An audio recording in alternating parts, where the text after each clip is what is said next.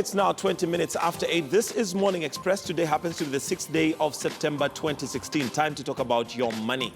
And many of us, of course, wake up very early, ensure that we are working hard. And like we like to say here in Kenya, the hustle is real. But what makes the difference between one becoming wealthy and remaining and wallowing in the depths of poverty? Is it a frame of mind? Is it the job you have? Is it your attitude towards money? Is it your relationship with money? Well, that's what we'd like to talk about this morning. And remember, you're welcome to participate. Also, we'll open up the phone lines in case you'd like to fill us in on something or maybe ask a question to our panel that we have. And let me introduce the panel. I have to my extreme left, Leonard Asher, who is the Chief Empowering Officer. Good morning and good to have you. Good morning, Mike. Thank you so much for having me here. Good. We also have Japheth Musau, who is a business coach. Good to have you too. Thank you. Welcome. Thank you. Gentlemen, wealth and poverty. I read somewhere that it is a state of mind, and it kind of left me wondering, how is it a state of mind? At the end of the day, Leonard, I'm thinking wealth and poverty is how much I have in my bank balance. When I put in that ATM card, if I have one, and look at the balance, isn't that what maybe determines whether I'm wealthy or not? I think what you should consider to look at is how come it's in the same environment we find those two extremes. And I'm talking about equal environment, not necessarily unequal.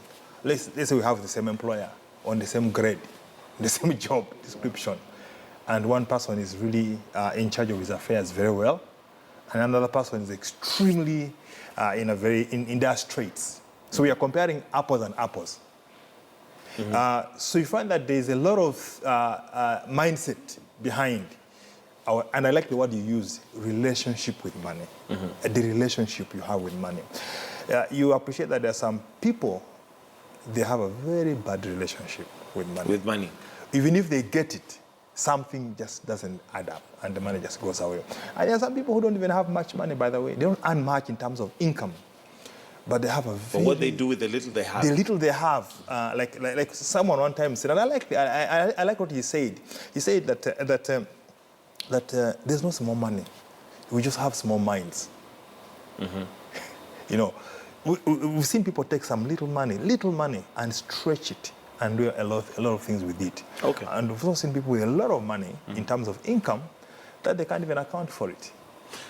Japheth, do you agree? You're a business coach, and what I know about business is that at the end of the day, you need to do your math. You need to know your shillings and cents, so how much has come in, how much has gone out. So do you agree that it really is a state of mind, or is it a state of figures? It is a state of mind and I totally agree, because you have to be a certain kind of person, handle your things in a certain way in order to get a certain outcome. So this is known as the iron law of human existence. The iron law of human existence? Yes. Okay. The law of cause and effect. Mm-hmm. You have to do certain things in a certain way in order to get certain results. And for you to do that, you need a certain kind of mindset and a certain kind of approach to doing your stuff. Mm-hmm. So I totally agree with Leonard. Okay, and now that you've brought that in, what certain ways and what certain things do I need to do? Because Leonard has explained that we are comparing apples and apples, and I agree that we're in the same environment. However, opportunities might be different. One might say that some are luckier than others. Yeah. Okay. Yeah, so this certain way of doing things is, there are three broad things you can look at. Number one, you need to specialize. You need to be a nicher. Number two, you need to know how to capitalize on that niche to become the best in that particular niche. Mm-hmm. And thirdly, you need to know how to specialize, be the best, and how that makes money. So there are three things that you need to look at. First one being what you're passionate about. Second, what you can be good at or the best at. So when you niche, you become the owner of that segment of the market. Mm-hmm. Elena talked about we are all in the same market. But the way you need to think is, what is that section of the market which is ignored, which needs a specialized attention, a specialized service? You go into that, you create it, you own it, and once you own it, then you can be the best in it. Okay. Then thirdly, you need how to make money within that niche. Within that niche. Okay, Leonard, do you agree that that's the way it goes? Because I'm thinking, here I am, and possibly I need a bit of luck. I need a network. I mean, in business, we say that your network is your net worth. There's some people who may say the environment I've grown, the schools I went to, I really don't have that network like somebody else who possibly had the advantage of having that network. I think Jeff has put it pretty well. And I want just to consolidate, anchor it. I think I want to refer to the Bible. Why do I say so? Because it's almost the infinite, unlimited reference book about life. Because the human condition hasn't changed. Basically, pain in 1901 is pain. It's still the pain today. Hate, so nothing has changed. So the Bible deals with the human conditions that are consistent. Now, I think in the book of Matthew, chapter 13, verse 12, Christ was giving a parable and says, to him that has more will be given. To him who has less, even the little they have, they'll lose it. And I kept looking at that thing literally. Is that for you to have more, there's a state of mind that causes you to have more. The thinking, the paradigm, the value system that will enable you to have that more. And if you don't have also, there are certain conditions that thrive around you, okay, that cause you not to have. So what normally happens, as long as those conditions are existing, even the little you have will disappear. Because, if, for example, if you look at, typically, let's look at a normal, somebody who's having a job. Is somebody who has a job who's likely to get a bonus? Is somebody who has a job who's likely to get a pay rise? Is a person who's likely to have a leave allowance? A person who's likely to have a dividend? Yet he has already, but you find that he's already in a place where he's in an environment where he can attract exactly. more. When you don't have, you end up losing because the little you have actually keeps on going away. But you see, that's not a frame of mind, and that's why I'm saying maybe there's luck. Between the person who's working and the one who's not may just have been an opportunity that you didn't get. It's not so much a frame of mind. I do agree. People look at it that way, but at the end of the day, look at it this way. Someone said preparation actually is, what we call luck. For example, would it be fair to say Mike is lucky, works for AKTN, oblivious of the training you went through, the investments you made, preparation you made? So those things were with you. When now an opportunity arose, the preparation you've had united. And I'm saying, oh my goodness, I like a man. He's an anchor at KTN. What I'm oblivious is a background. So someone said that luck is when preparation meets opportunity. I think everybody is lucky. No, I don't think luck is. I don't think luck is exclusive. That there are people who are lucky, who are unlucky. What we need to appreciate is that sometimes, unless you have some form of preparation or some kind of, like rightly Jeff has put, when an opponent arises, you want to grab it. Suppose in this room here they say they want a news anchor. I have no training in news anchoring. I have no background. I have no clue. I'm unlikely to get that opportunity. And I could say, I'm unlucky. So we have to go back and find a little bit. Like rightly Jeff put it, people who tend to have resources around them, if you go beyond the resources, you're going to find a frame of mind behind it. A dedication, a thinking, a drive, a pursuit, a passion. That's not latent, that's not obvious. It's just behind. There's something they have done. For example, somebody opens a shop somewhere, and then all of a sudden we've been seeing a queue of people getting that shop. We say the guy is lucky. He has so many customers. Don't you see preparation behind that? The fact that he opened the shop and possibly stocked it with certain products. Where did he start even before the shop? The thinking, I need to open a shop. These are going to be my kind of goods. These are my suppliers. You could see there's a lot of hard work. That is invisible to a human eye. Then the logistics. Who's going to be my supplier? My location. What do I need to put in the shop? A lot of things get in plain and seen. Then all of a sudden, when the infrastructure is open, we begin seeing crowds rolling in. I say, my goodness, Mike is a lucky man. He's a lucky man. Look at the kind of population he has. People having his way. So we need to go beyond that, and we need to go beyond the obvious and look a little bit behind and say, could there be factors and forces and influences that the stakeholders involved could be in some way either contributing to or not contributing to? Okay, Jeff, is this something that is inborn? Is it something that you learn? Is it something that you're taught in school? Because you'll realize, and I keep using this example sometimes, and I'll say you'll have two students in the same class. One will make it, one will not. Yet their environment, their teacher was the same. So is this something that you're born with? Every skill that we have today, we've learnt it. We all come to the world with an empty mind, very malleable, which is able to learn. So most of these skills are learnable. Of course, there's a portion which you can attribute to somebody's personality, temperament, and so forth. But the major part is a learnable skill. And out of my experience working with business owners, they're faced with three major things. Complexity, things become complex every day. There's increasing competition, and there's ever-emerging changes. And the way they face these three C's, like I call them, determines whether they succeed or not.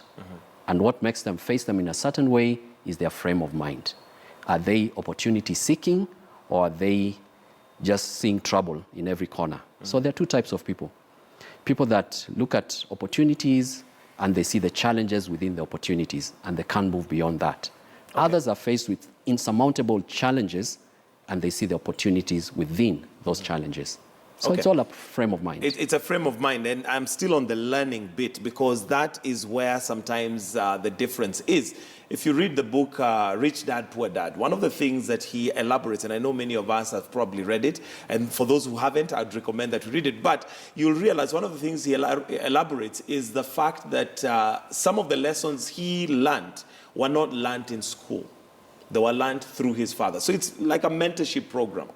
So now, I go back to the opportunity part. For those who don't have a parent or a father or somebody who can pass you down some of this knowledge that you cannot get in school. In school, you're taught to add 1 + 1, but they then don't teach you how do you look at an opportunity? How do you seize that opportunity? How does one learn this art or this, second nature, as it were, of how to just seize that opportunity?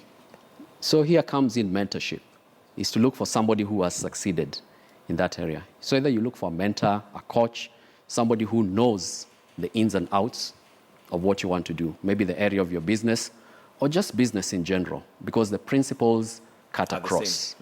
So it's to find that person, learn from them, and apply the lessons that they have learned through their career, through their life, so you don't have to reinvent the wheel, and you can run pretty fast and become good. Okay. Leonard, this learning process, sometimes the Swahili saying is asiyefunzwa na mamaye hufunzwa na ulimwengu. Correct. Does that apply when it comes to finances? I think it may apply because at the end of the day, it's true, and I agree with what Geoff is saying 100%, that whatever we know, somebody has taught us. Some people have mentors, you have teachers, you have coaches that help you. But guess what? Not all of us have been taught about parents. In fact, there are people who are very successful today who defy logic. Absolutely. You find that where they're coming from, there was no any kind of support. But what you have to acknowledge is that there's something we call learned helplessness. Learned helplessness. A condition of immobility where sometimes your circumstances are so oppressive that even a little attempt within you to want to look for a solution disappears. And this is some of the consequences of financial stress. You get completely immobilized. You're even unable. But unfortunately or fortunately, now some people in that state, they wake up. They kind of get driven. And some people are willing to even walk from a point of ignorance. Kubatisha too. Kubatisha too. But the good thing about that kubatisha also is that the feedback you get, because sometimes you fail, becomes a learning curve.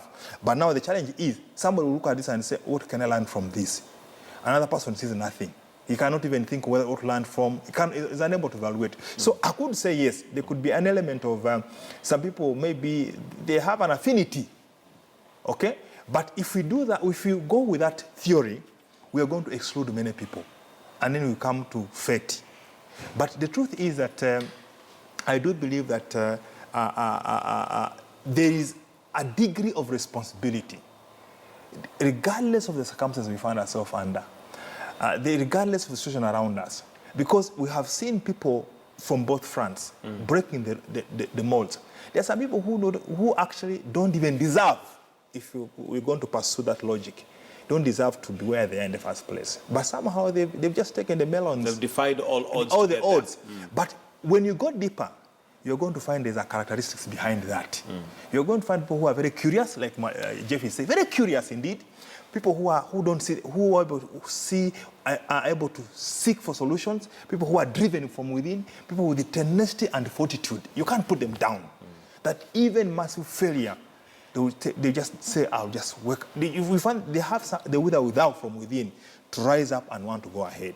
Yeah. Okay, Jeff, can we now then separate this attitude? Because we're talking about a frame of mind, we're talking about a way of thinking, a way of doing things that separates, because you'll find, and like Leonard rightly puts it, there are people who have possibly come from being chokoras. And today there are some of the best business people that we have. Nothing to do with education, nothing to do with the fact that they had a good starting point, but that became the very thing. The fact that they were chokoras drove them to look back and say, that's a life I never want to live. So let's separate that. What mentality does, for instance, let's start with those who tend to be poor have? Without looking at it in a derogatory manner, but looking at it now factually. Those who tend to be poor have certain habits, have certain ways of thinking. What are those habits or ways of thinking? I think number one is they don't focus. They don't focus their time, their energy, their resources. So one thing about the rich is that they focus, and that's where the niching comes in. You focus on a certain segment of the market, and you say, this is my target. I will do everything to become the best in this. You find Bill Gates, it was computers. Mark Zuckerberg, Facebook. He dreams things, talks Facebook. So they specialize. And the other side, the poor, they tend to be all over the place, and they never get to niche and to concentrate on one thing. The other thing the rich do also, they network. They know the power of the network. So they have a lot of contacts, a lot of mentors, and they also use networks in terms of distribution networks. So they know about the power of a network. And then thirdly, they are nosy, they're curious. They want to learn everything about their area of specialization. So they study, they learn from other people. Even the street boys you're talking about, they, in the process of doing their business, they meet other people, they ask questions, they learn, they observe. So that process of learning and observing and putting into practice, that learning process is also another distinguishing factor. All right, Leonard, some of the things maybe that the poor think or mentality that they may have? I do agree with what Jeff has just mentioned. But also the key thing also that you have to appreciate deeply indeed is that like someone said, that poverty is an opportunity to be resourceful. You see, now the mindset comes in here. There are people who use now being poor becomes a stimulant, becomes a drive. And you show me any rich person who doesn't have a drive, you won't find that. So you're going to find that amazing drive these people have. Amid this failure, amid this pain, uncertainty, and even setbacks. That thing is within them.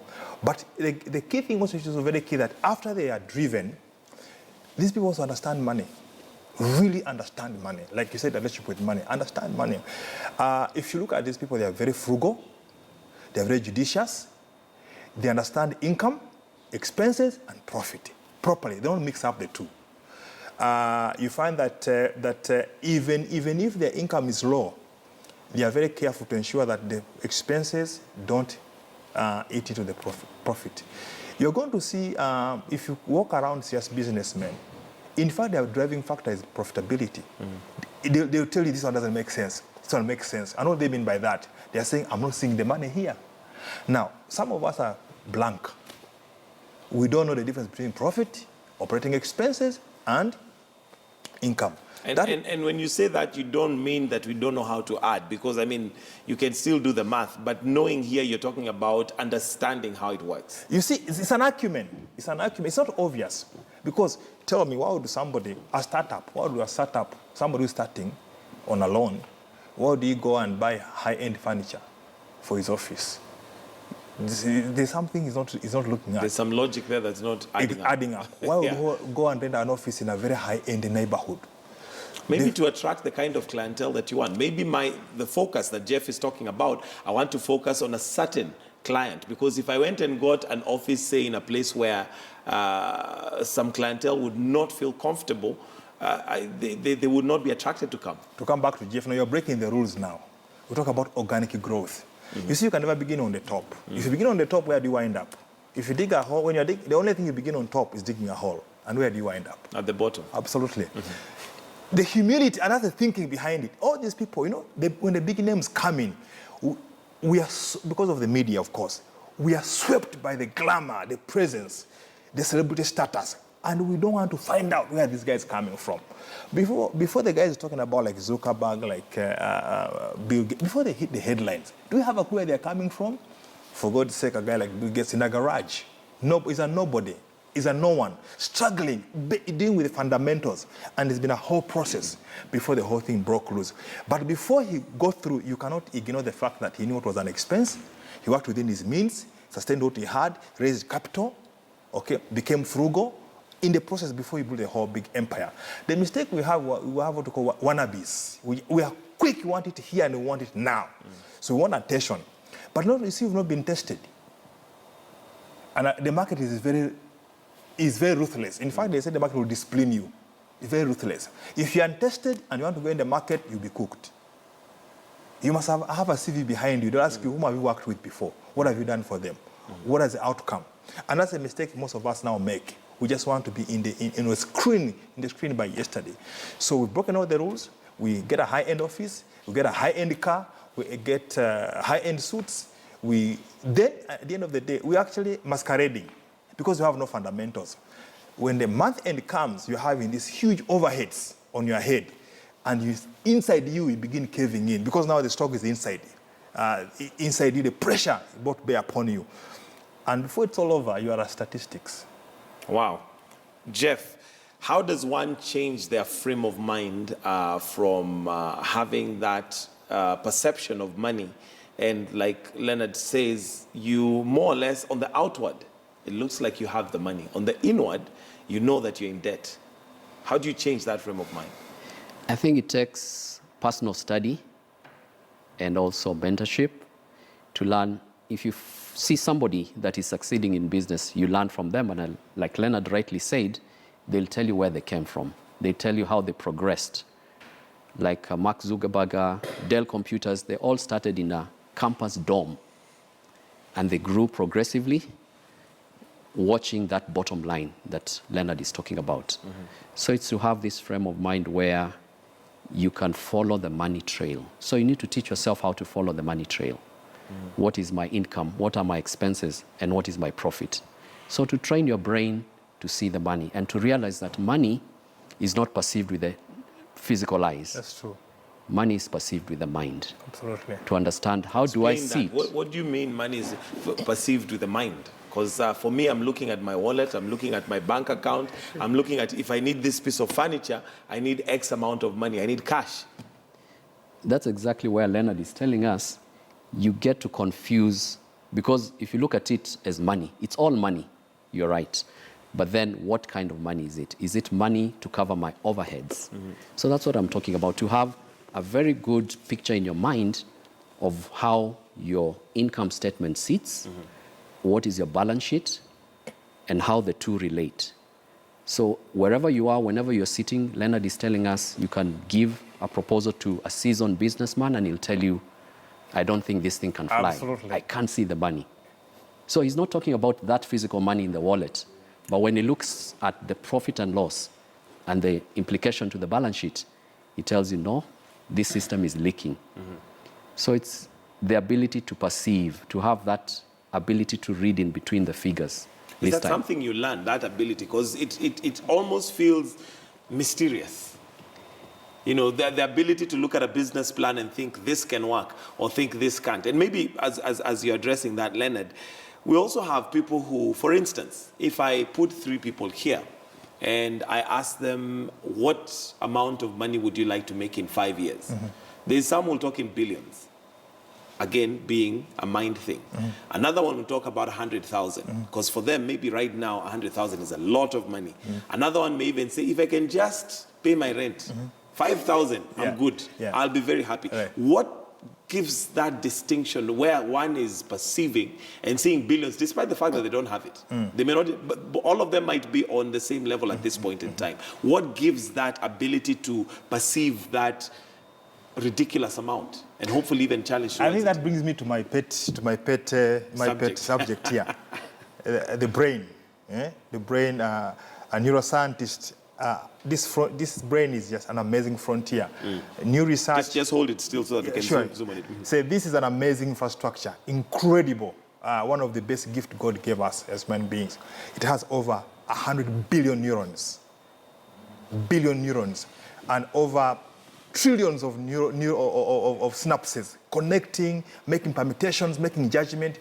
Instead, even the best computers we have are just kids' play, trying to compared to the brain. Be done. And what is very interesting, the experts are telling us that even a brain of a genius and a moron is actually the same. That's what in terms of size or what? 1.2 kilos. Whether you're a fool or not, it doesn't matter. Size is the same. But they say the difference now is what is in here. And now, without getting complicated, experts talk about mental thermostat. The mental thermostat. That when you set a thermostat at a particular setting, it cannot change. When the temperatures go either way, it will work towards achieving that thermostat. So what happens, our differences in perception about the money is basically our mental thermostat. If you set your thermostat so low, because the thing must work to support what you give it. No, this is your facilitator. It works with you. So once you give it the information that as you are dealing with ugali here, it will do everything to support you at ugali level. So the challenge is, should you go above it, you become uncomfortable. Because you've never not even accepted it. That's why you find that when you get money you don't expect to get, the first thing to do is to waste it. It's too much for you. Which is why most people who win lotteries do not know what to do with the money and end up more poor. The mind is so uncomfortable with that kind of money that the first thing you do is to get rid of it so that you can go back to your comfort zone. But if but if your thermostat is so high, and that's why some people work so. If you look in this country, who are the hardest working people? They're the rich. They wake up earliest, sleep latest, work hardest. Yet because their thermostat is so high, they are so uncomfortable with mediocrity. They are uncomfortable with unproductivity. Their thermostat is so high that because if you look at them literally, you wonder why they're working. They don't have to be working. But because they have set their thermostat so high together, and it is sending messages that we need to work. Let's get to business. We are not where we're supposed to be. We need to do some more. And you find that they're getting projects upon projects because they are trying to fit in the thermostat. Now, some of us, our biggest challenge is not even intellectual horsepower. It's that our thermostat is below sea level. What causes that to be below sea level? Could it be exposure? Again, you go back to what Jeff is saying. You remember that if you look, like some of us who grew up in the villages, our ambitions were village. As long as we were in the village, our ambition was in the village. Yeah. Okay? Maybe to have that cash shop the guy is having, or to be a fisherman. That's all you are seeing around us.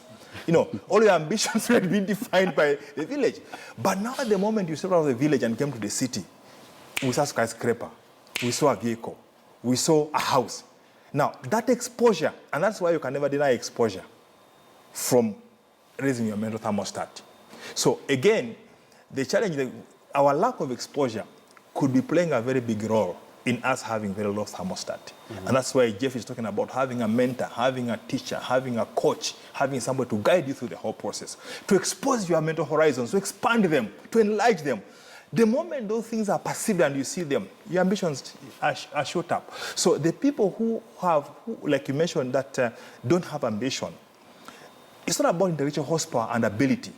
It has to do with limited exposure. Now, the funny thing about exposure, and Jeff has just mentioned it, you may think exposure is physical. Actually, it's mental. Because some people, the more they look, the less they see. Explain that. I could basically go in an environment, and I'm not seeing nothing. But everybody, what would make a man see a bush, look at a bush and see a hotel? In that bush? In that bush. Exposure. Another person would just see a bush. And maybe possibly all he'll see there is a rabbit that he can capture there for dinner. Exactly. Jeff, we are getting out of time. Mentorship seems to be a very crucial aspect of how, whether we remain wallowing in poverty or whether we become wealthy. How does one identify a mentor? Because mentors are not necessarily that easily available.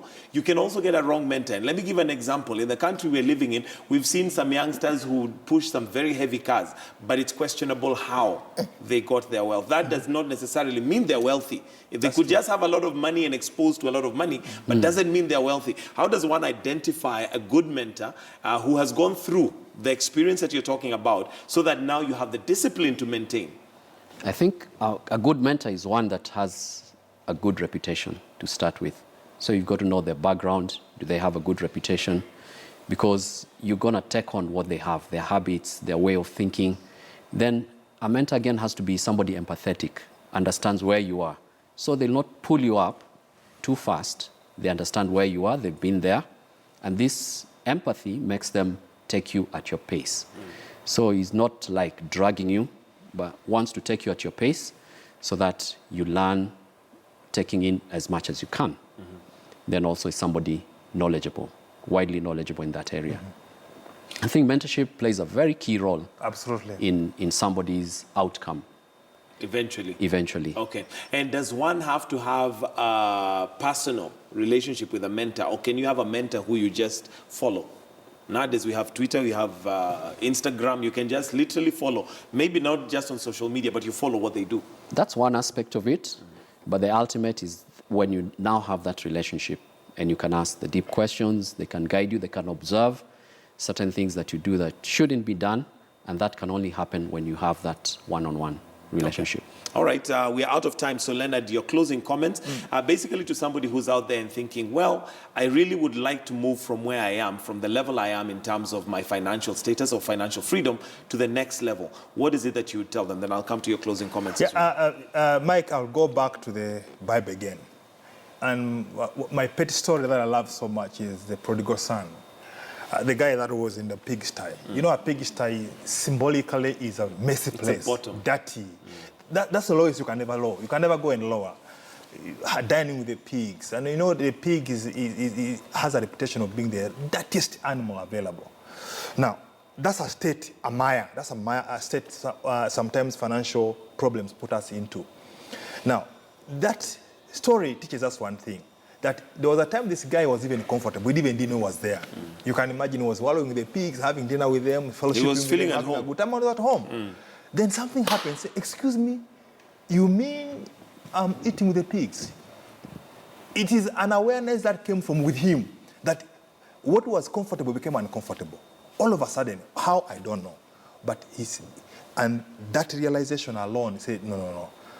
Even at home, at worst, we don't eat with pigs. I'm going to get out of this thing. So for me, the first step is that if you're in a very, very dire straits, you must be extremely uncomfortable with it. You must question it. You must feel repulsive about it and want to get out. Because, like Jeff talked about mentorship, a mentor can't force you cannot force mentorship on you. In fact, the relationship is controlled by the mentee. Your passion, your drive, your appetite, your desire is what fuels the mentor to want to help you. But if you're indifferent, you're disconnected, you're disengaged, you're dysfunctional, he can't come in and support you. So we go back to the pig-style principle. I've got to be uncomfortable with my situation. I've got to get away from blind helplessness. I need to really detest it so powerfully that I want to get out. The first solution is that realization. Okay. Yeah. Jeff, closing comments, very briefly. Yeah, so briefly to conclude, I think for us to get to this place we're talking about, there are three things that we can do. Number one, be networkers, be nichers, secondly, and thirdly, be nosy. So networking is utilize mentorship, utilize other people's relationships and systems, knowledgeable, nosy, learn, study, be curious. All right, thank you very much, gentlemen. I think that has been very helpful. Leonard Ashe, who's a Chief Empowerment Officer, and Japheth Musa, who's a business coach. That's where we're going to wind up Morning Express this morning. Thank you so much for keeping us company. And, well, do stay with us right here on KTN News. Coming up next is World View. Do have yourselves a wonderful, productive day and get uncomfortable with your situation for you to move out of where you are. Have a good day.